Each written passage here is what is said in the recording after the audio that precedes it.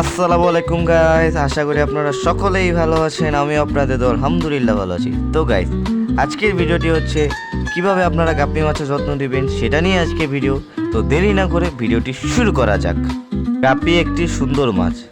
আমি আমার ছোট ট্যাঙ্কে গাপ্পি মাছ পালি। এই মাছ পালন করা খুবই সহজ যদি আপনারা আমার দেওয়া টিপসগুলো ফলো করেন, বিশেষ করে নতুনদের জন্য। সো প্রথম যে টিপস নিয়ে কথা বলবো সেটা হচ্ছে ওদের অ্যাকুরিয়াম বা ট্যাঙ্ক নিয়ে। আপনারা কমপক্ষে 10 থেকে 20 গ্যালন পানির ট্যাঙ্ক ব্যবহার করবেন। আর হ্যাঁ, আপনারা অবশ্যই যে ব্যাপারটি লক্ষ্য রাখবেন তা বেশি মাছ রাখবেন না, একটু বড় হলে ট্যাঙ্ক কিনবেন এবং অ্যাকুরিয়ামে ঢাকনা দিলে ভালো হয়, কারণ মাছ লাফাতেও পারে। দ্বিতীয় যে টিপস নিয়ে কথা বলবো সেটা হচ্ছে ওদের ওয়াটার ও পানি নিয়ে। আপনারা পরিষ্কার ও ক্লোরিন মুক্ত পানি ব্যবহার করবেন। প্রতি সপ্তাহ 20 থেকে 30% পানি পরিবর্তন করুন এবং পানির তাপমাত্রা 24 থেকে 28 সেলসিয়াস হলে মাছ ভালো থাকে। এবং আপনারা ভুলেও গরমের মধ্যে হিটার লাগাবেন না, নাহলে আপনার মাছ একদম গলে একদম শেষ হয়ে যাবে, সিদ্ধ হয়ে যাবে।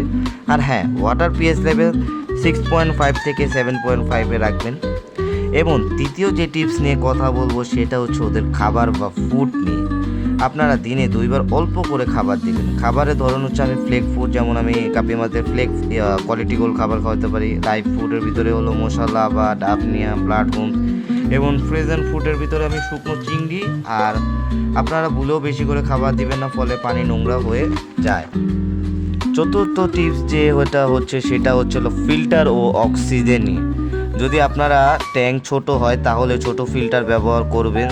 চাইলে আপনারা হুপ ফিল্টারও ইউজ করতে পারেন। আপনারা আবার পাওয়ার ইন্টারনাল ফিল্টার ব্যবহার করবেন না, না হলে মাছকে পুরো আলু ভর্তা বানিয়ে দিবে। গাইস, আমি একটু মজা নিলাম, কারণ পাওয়ার ফিল্টার হচ্ছে বড় মাছদের জন্য। আপনারা অবশ্যই ছোট মাছদের জন্য হুপ ফিল্টার ইউজ করবেন। পঞ্চম যে টিপস নিয়ে কথা বলবো সেটা হচ্ছে ওদের লাইট নিয়ে। আপনারা অ্যাকুরিয়ামের সৌন্দর্যটাই হচ্ছিল লাইট নিয়ে, তাই আপনারা অবশ্যই গাপ্পি মাছদের জন্য প্রতিদিন 8 থেকে 10 ঘন্টা লাইট জ্বালিয়ে রাখবেন। সরাসরি রোদে রাখবেন না, না হলে অ্যাকুরিয়ামে পুরো 12টা বেজে যাবে, কারণ 12টা বাজার কারণ হলো এলগি জমে যাবে। এলগি জমলে মাছকে পুরো ঝাপসা দেখা যাবে, আন্দা দেখা যাবে। তাই অবশ্যই মাছকে 8 থেকে 10 ঘন্টা লাইট ব্যবহার করবে।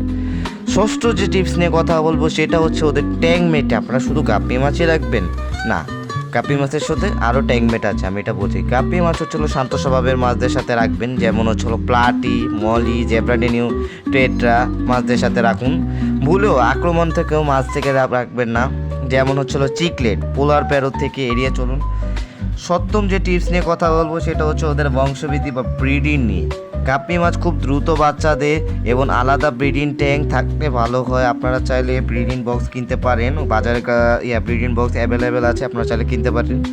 গাপ্পি বাচ্চা দেওয়ার পর মা বাবা মাছ থেকে আলাদা করবেন, সরিয়ে রাখবেন, না হলে বাচ্চাগুলোকে খেয়ে ফেলবে। তাই সাবধান। আমার নিজের অ্যাকুরিয়ামের শখ থেকে বলছি, আমার গাপ্পি মাছগুলো বাচ্চা দিয়েছিল, ভেবেছিলাম মাছগুলো বাচ্চা খাবে না, দুর্ভাগ্যজনক আমার মাছগুলো পুরো বাচ্চাগুলো সব বাচ্চা খেয়ে ফেলছে।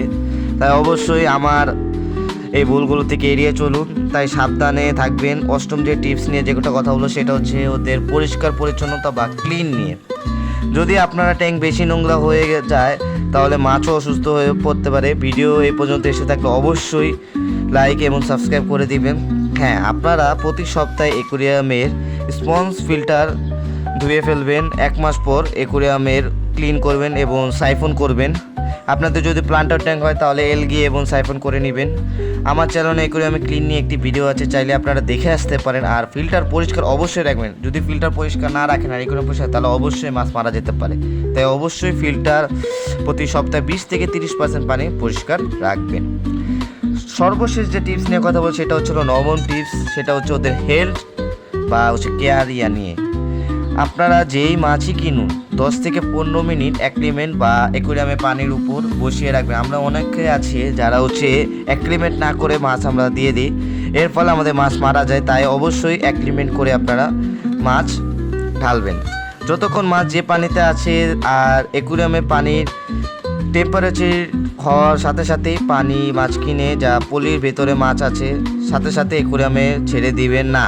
ফলে মাছ স্ট্রেসে চলে যাবে। আমরা অনেকে আছে মাছের স্ট্রেসে গেলে মাছের রোগ হয়ে যায়, এটা ভুল। কারণ মাছ হলো নতুন জায়গায় এসেছে, এটা চিনতে একটু সময় দিতে হবে আপনাকে। তাই অবশ্যই মাছকে আপনারা যত্ন নেবেন ভালো করে, যাতে মাছ কোনো স্ট্রেসে না হয়। কারণ ছোটো মাছ হলো স্ট্রেসে গেলে ভাই মানে ওরা আমাদের মতন হার্ট অ্যাটাক করে ভাই, এটা আমি বলতে চাচ্ছি। বড় মাছের এত হার্ট অ্যাটাক হয় না, কিন্তু ছোটো মাছদের বেশিরভাগই হার্ট অ্যাটাক হয়। মানে কিছু মানে যেমন আপনারা হাঁটছেন এই ভয়ে মানে একদম মাছ একদম শেষ।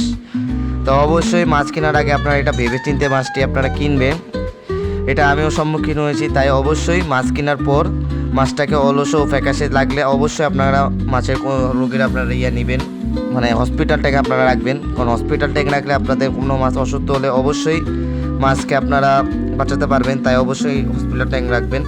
তো আজকের ভিডিওটি এখানেই শেষ করছি। ভিডিওটি যদি ভালো লাগে অবশ্যই চ্যানেলটিকে লাইক করবেন এবং সাবস্ক্রাইব করবেন। আমি এই সম্পর্কে ভিডিওটি বানাই। আপনারা যদি আমার ভিডিওটি যদি ভালো লাগে অবশ্যই লাইক করবেন এবং সাবস্ক্রাইব করে, এবং চ্যানেলে যদি নতুন হয়ে থাকেন তাহলে সাবস্ক্রাইব করে বেল নোটিফিকেশন চালু করে দিবেন, যাতে ভিডিও ছাড়লে আপনারা দ্রুত পান। নেক্সট ভিডিও কী সম্পর্কে চান এবং সেটা করে কমেন্ট করে আমাদের জানাতে পারেন। ভিডিও এই পর্যন্ত রাখছি, সেই পর্যন্ত ভালো থাকবেন। আল্লাহ হাফেজ।